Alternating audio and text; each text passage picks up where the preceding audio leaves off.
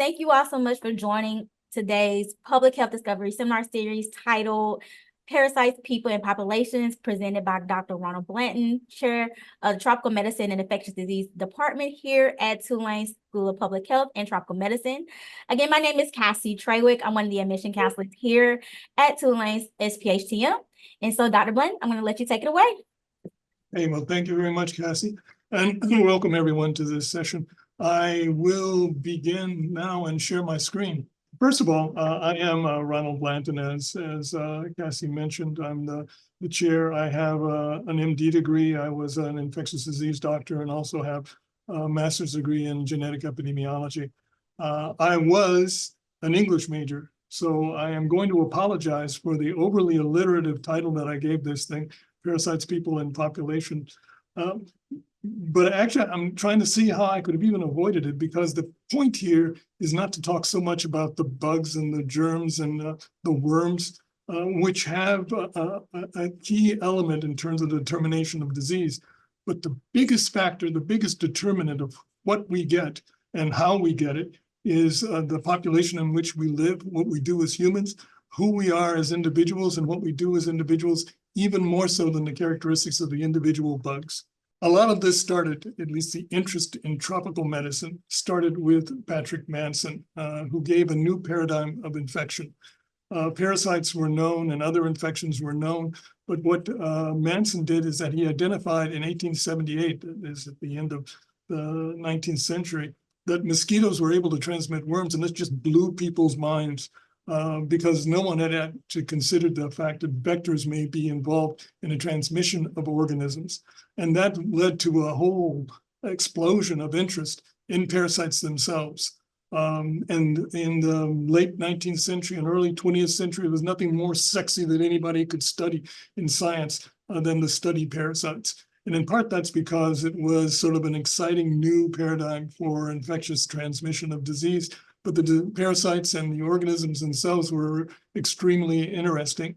And beyond that, if you understood the parasites, if you understood that there was a vector in between you and the next person getting infected, it led to a better idea of how these diseases might be controlled. And part of the intense research in this was to understand how these parasites develop and could be transmitted. That is, what their life cycle was like. And it is a cycle, so that it was felt that at any one stage, if you could interrupt, in this case, schistosomiasis, the arrival of eggs through feces or urine to water, if you could interrupt snails who are the intermediate host getting infected, or eliminate the snails, if you could eliminate people coming to water and getting infected with cercaria, that you could eliminate the disease. Of course, the other option is to eliminate people, but nobody was interested in that. There were much more sympathetic targets, at least as far as we were concerned, at least in terms of elimination. So understanding life cycles gave people the idea that we finally could conquer some diseases that we weren't able to conquer before. Turns out to be harder than it looks, but this was the idea, and this is the excitement about looking at parasites in particular. Tropical medicine is another thing that may have to back up and take a look at, because much of tropical medicine has been associated with parasitic diseases. What do we mean by tropical medicine? We mean diseases that occur within the tropics. And the tropics are defined as 23 degrees north and 23 degrees south of the equator. This is the area that is identified as the tropics. The particular interest here in Louisiana in the tropics is that we live in what are known as the subtropics, a zone that's 35 degrees north and 35 degrees south of the equator. And in this zone, the orange regions represent the subtropical zones.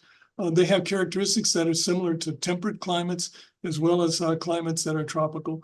They have similarities in terms of diseases that are transmitted in temperate areas and diseases that are transmitted in tropical areas. They're characterized by hot summers, mild winters, infrequent frost. Tropical areas have no frost. They are humid in some areas, but in other areas they're extremely dry. Many of these areas that are shown across the globe are actually deserts. And they have a biology that is, as I said, sort of divided between temperate and tropical climates. The other thing about tropical areas is that if you go and listen to people who talk about studying global health or international health, any of those terms, It is extremely rare that those people are studying Monaco or Andorra or Amsterdam or New York. Generally, people in global health are studying low and middle income countries. And those low and middle income countries are all centered in the tropics. The areas that are green are considered middle income countries. The areas that are in red and this sort of lighter reddish pink are considered low and lower middle income countries. And most of them are concentrated in areas of the tropics. So much of our focus in tropical diseases is on low and middle income countries. And the diseases that are most important in those countries, as opposed to countries that are high income, tend to be infectious diseases. But infectious diseases in general have an an interest, an impact that goes far beyond other kinds of diseases like chronic diseases. It is unusual for a community to be upset when someone develops a lung cancer. It's a personal tragedy, it's a tragedy for the family, but usually it doesn't extend far beyond those immediate relatives. Now, there is the idea of infectious diseases of contagion versus infection. Contagion are diseases that are transmitted person to person. Infectious diseases are diseases that are transmitted by some biological agent. Contagion and infection are closely related for that reason, but they are slightly different. Nevertheless, the idea that a disease is infectious or contagious leads to other implications. Many of these diseases are life-threatening. If not life-threatening, they can be life-altering. And if not life-altering, they are at least a great nuisance. They can interrupt the daily lives of whole communities, countries, continents, and planets. This doesn't happen with chronic diseases. It happens with infectious diseases. What we've been going through during the pandemic is an indication that you'll never see that with heart disease. You'll only see that happen with infectious diseases. They have an impact far beyond the numbers of people that they may actually affect from year to year. The other thing that is common with infectious diseases is that they're almost always associated with some degree of stigma. Usually when we have an infection, we end up blaming somebody. So as soon as you hear that there's a new infectious disease, the next thing that you will hear is that we're going to say it's somebody's fault. The Chinese, the gay individuals, individuals from Spain, individuals from France, those South Americans, it's immigrants. There's a stigma almost always associated with people that have an infectious disease that always is sort of highlighted by diseases like AIDS and diseases like leprosy. The other important thing about infectious diseases, as opposed to most chronic diseases, is that they can be prevented, they can be treated, and often they can be cured.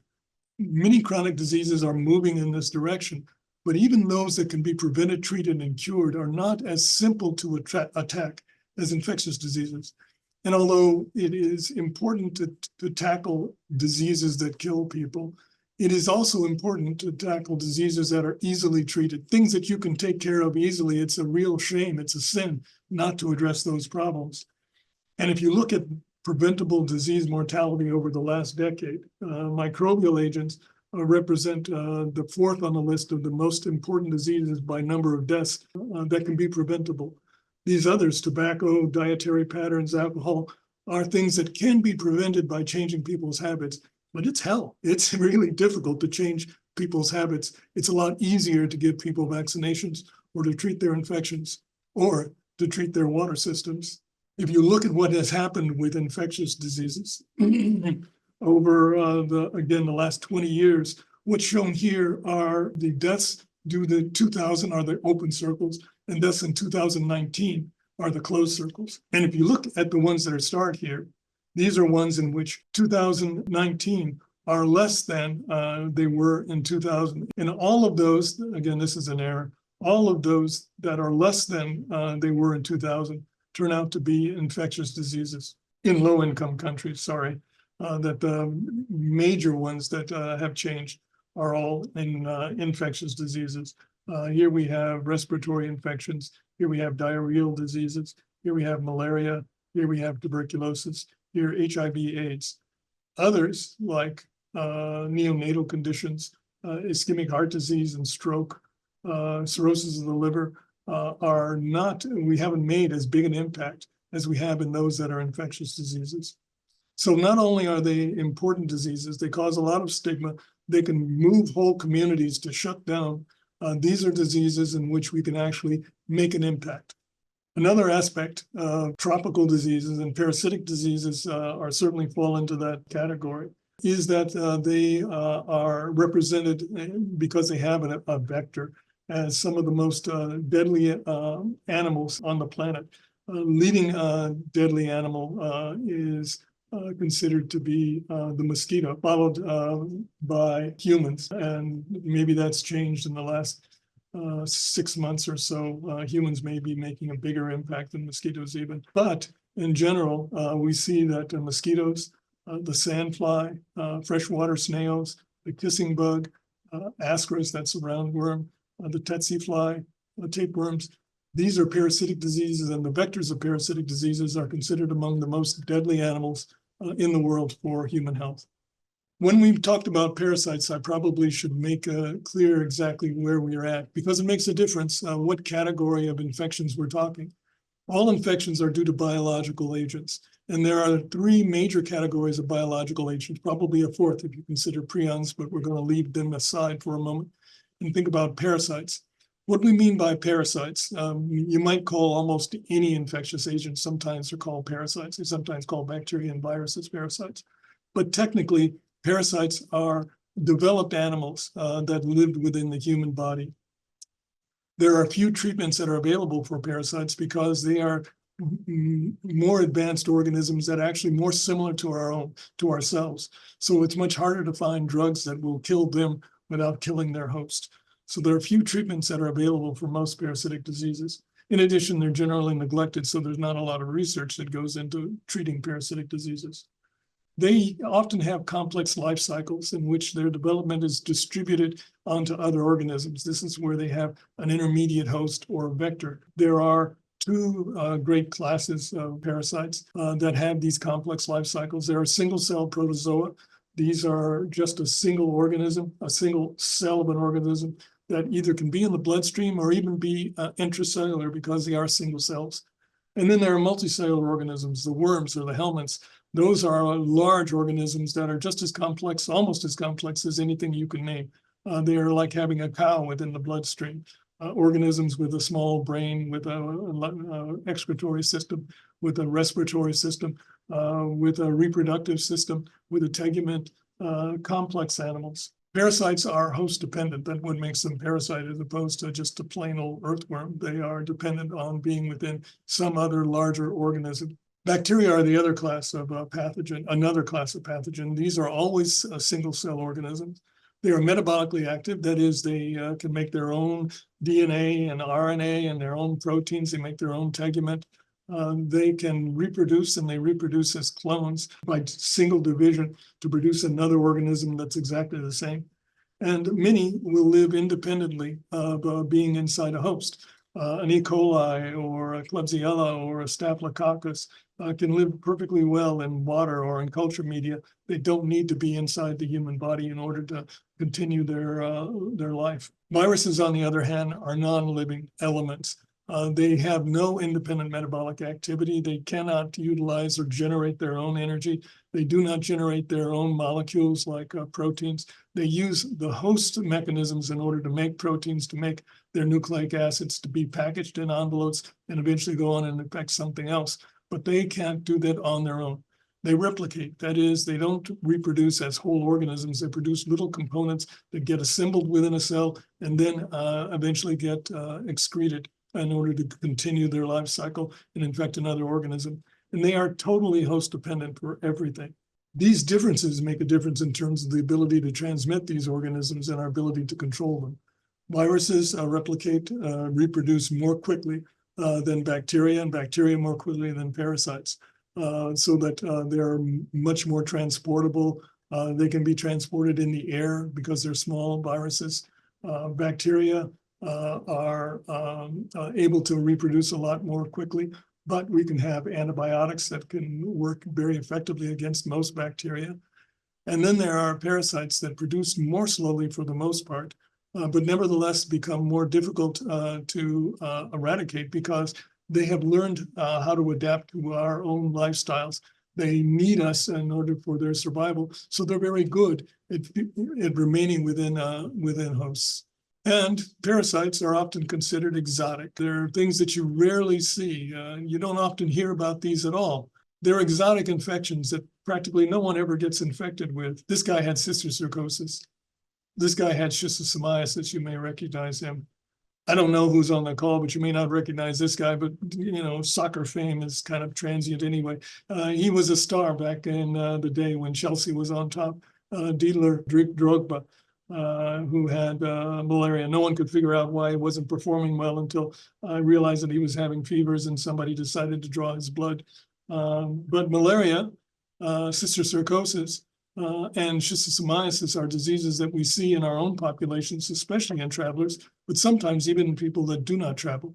We had our own transmission of malaria here in the southern United States last summer.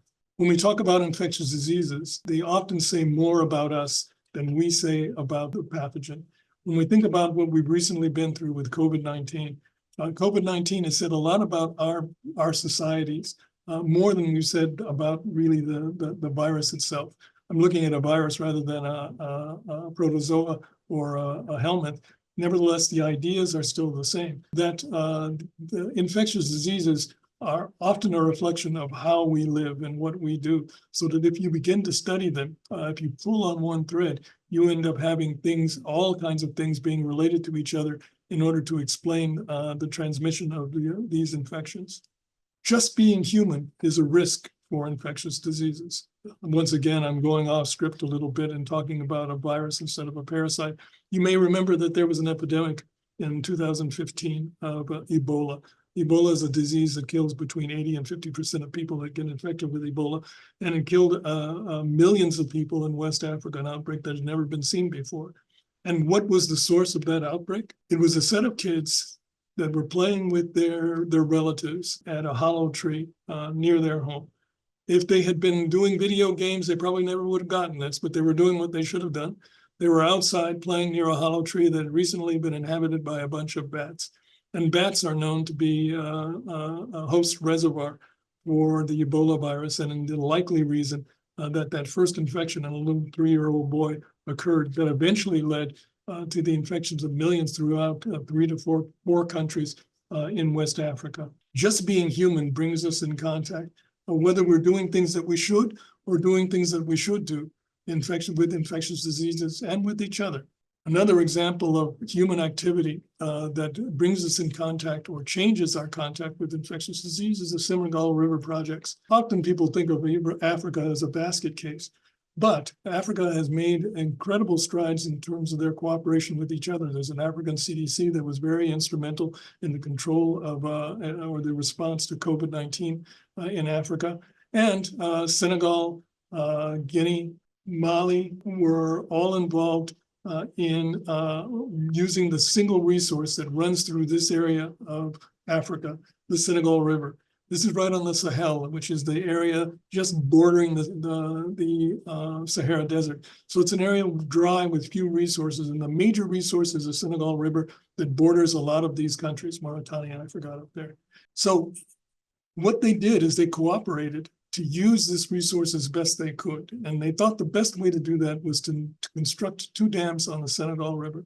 One was to keep out salt water from intruding up the river, and the other was to make the river flow more constant rather than the seasonal river flow that they have. This would also provide electricity to Mali that had never had steady electricity in its entire existence. And this may sound like, hopefully it doesn't sound like a luxury, if nothing else, just to charge your cell phone. But a modern country today, in order to develop industry, to have foreign exchange, in order to have development itself, to have a sewer system, it is going to need to have electricity. And that runs often on either oil or hydroelectric power. So this was going to be a real boom for this region in terms of the economies of these regions, to have these dams on the Senegal River. And it was a resource that they had agreed to share. They did analysis beforehand to look at the environmental impact, but as usual, unexpected consequences. Right after the construction of the dam, there was an outbreak of Rift Valley fever, which is a mosquito-borne disease. There was an increase in malaria, which is also a mosquito-borne disease.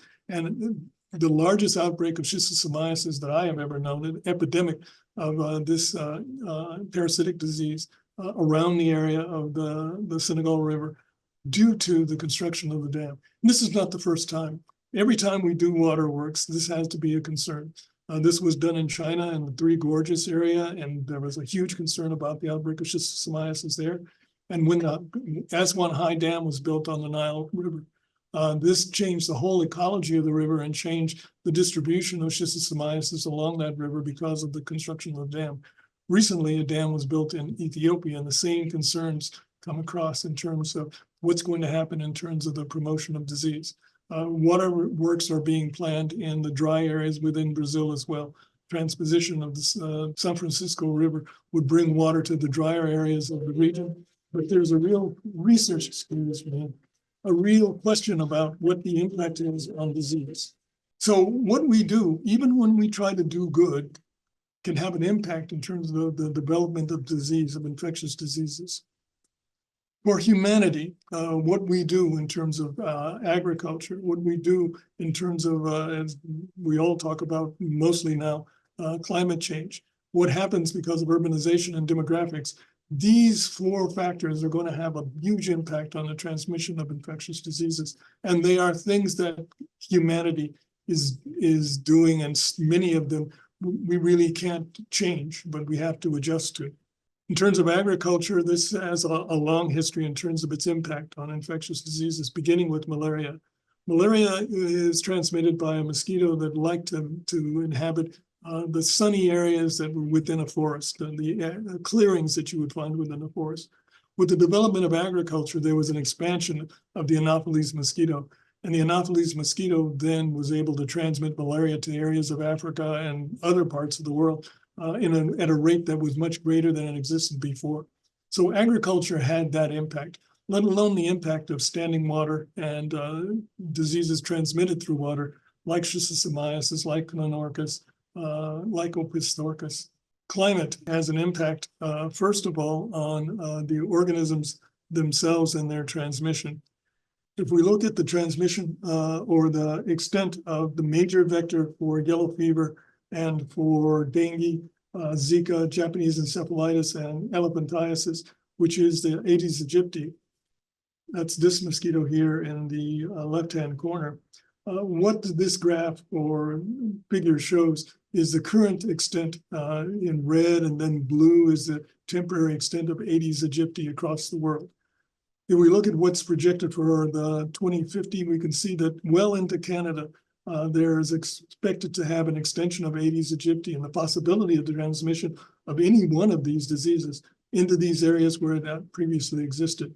And by 2080, that extent becomes even greater.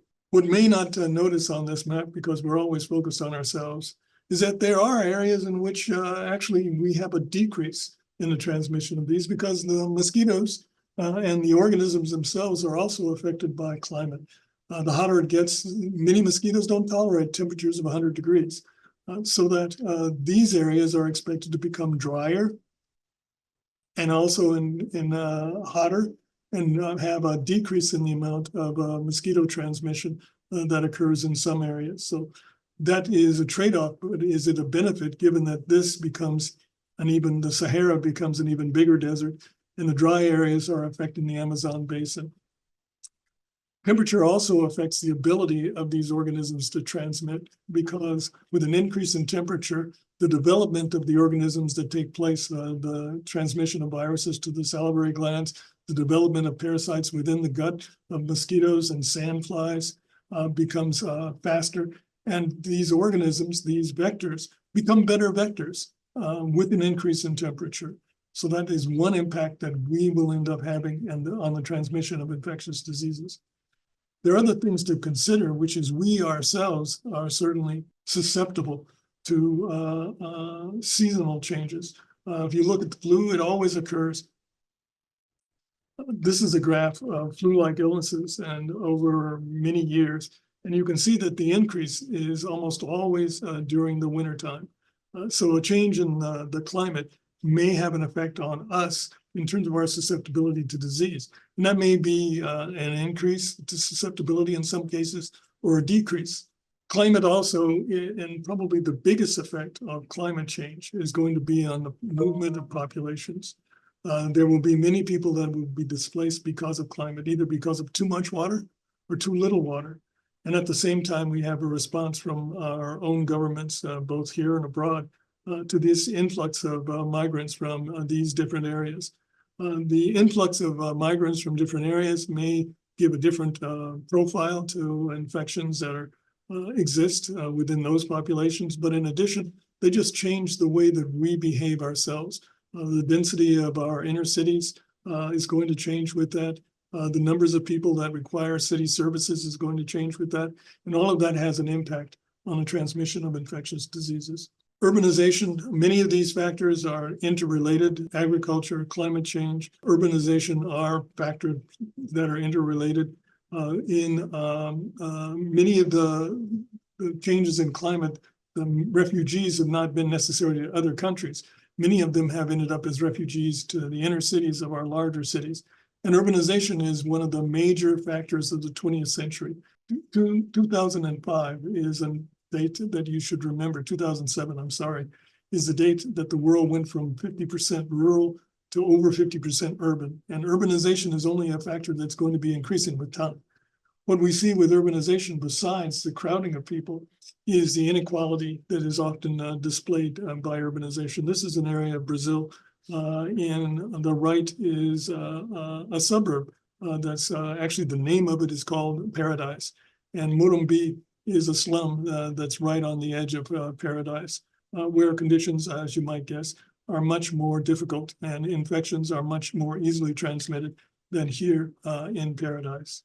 With an increase in the population and an increase in population movements, we also have an increase in international trade, the movement of products from one area to the other.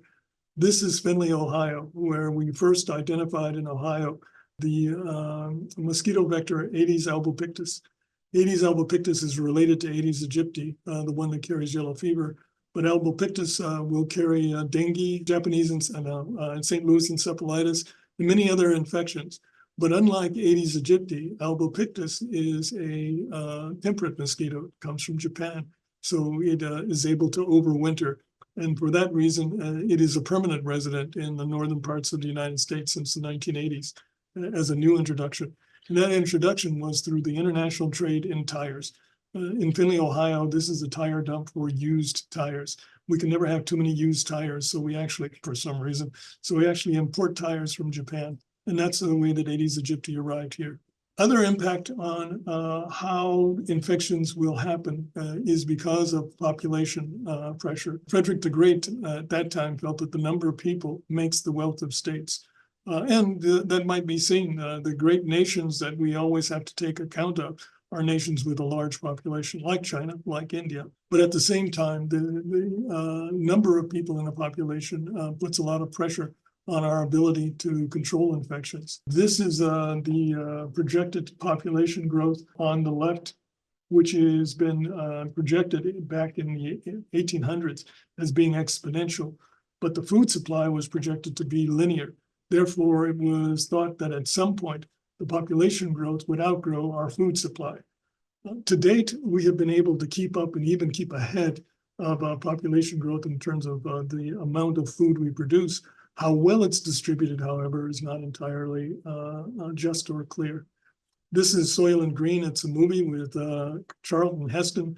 It's such an old movie. I doubt anybody young remembers this thing. But the great debate was that there were going to be so many people that people didn't have enough food to eat, and that when you got old, they would chart you off to a place, they'd give you a medal, and then they'd grind you up to be Soylent Green, which was actually the food that the rest of the population would end up eating, because it was the only thing left for us to produce for the nutrition of the population.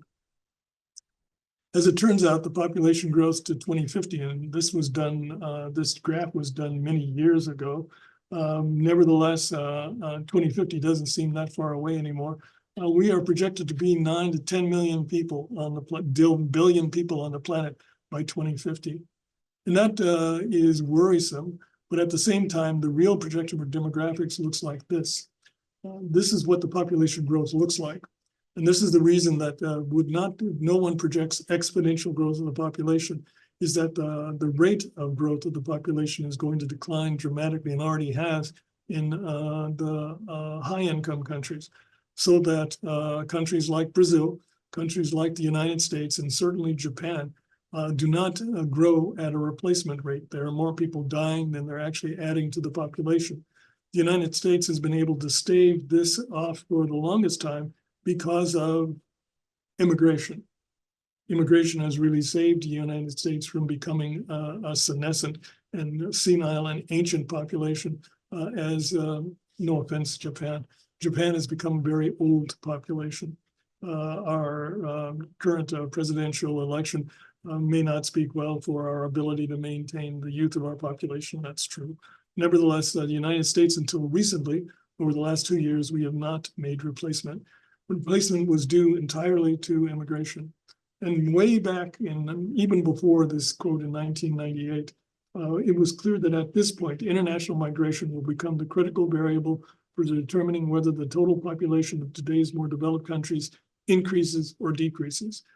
Even without climate change and even without climate migrants, migration is going to be a factor of life all the way into the future because of population growth and because these centers are losing some centers are losing populations and some centers are gaining populations.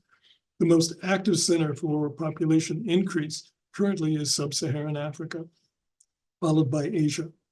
I'm actually done. I think what I have tried to emphasize in terms of parasites is to actually invert that whole alliterative title and begin with populations.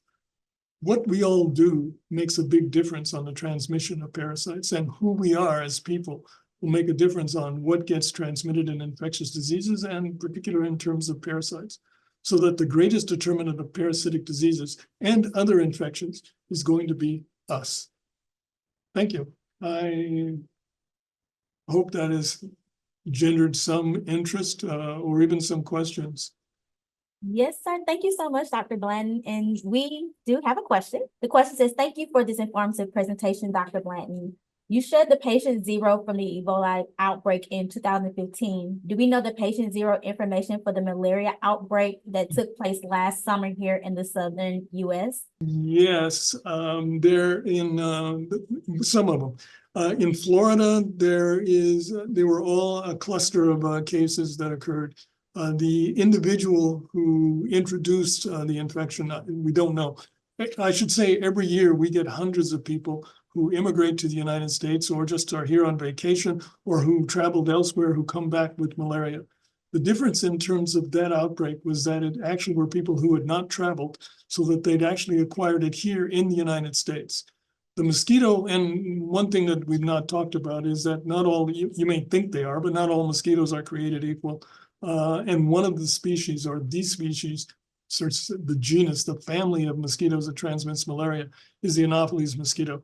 And that is present all the way from, we certainly have a lot in Louisiana, we have them in Florida, all the way to Ohio, they have Anopheles mosquitoes. So, and we used to have malaria all the way in Ohio. So this was a transmission within the United States that was a little cluster of about 9 individuals, all of whom were close in the same region. But I can't tell you exactly who was the person that introduced it. It had to come from elsewhere, probably was introduced, and then began a small spread. But no one actually knows who was the individual. Unlike, we don't often know a patient zero. Ebola was an interesting chance to actually identify somebody. Dr. Blanton. Any more questions? Please drop them in the Q&A chat. Got another one. Do you have any precaution measures for those that travel often? No, we have a lot. It's very specific as to in terms of where you're going to travel. For instance, for reasons that are not clear, nobody knows. You don't need yellow fever to travel into Asia, but you do need yellow fever to travel to Africa, and it's probably recommended for many places in South America, although not all. North of the Panama Canal, you don't find yellow fever, except there's a dash in Trinidad, Tobago. Brazil used to have some outbreaks in the more near urban areas of yellow fever. But that's all in the Amazon basin now. Peru generally has some in the Amazon basin. So it depends on where you're going. Kind of basic is that we usually recommend getting hepatitis A vaccination. We recommend taking along a couple of maybe 3 or 6 pills in case you develop diarrhea.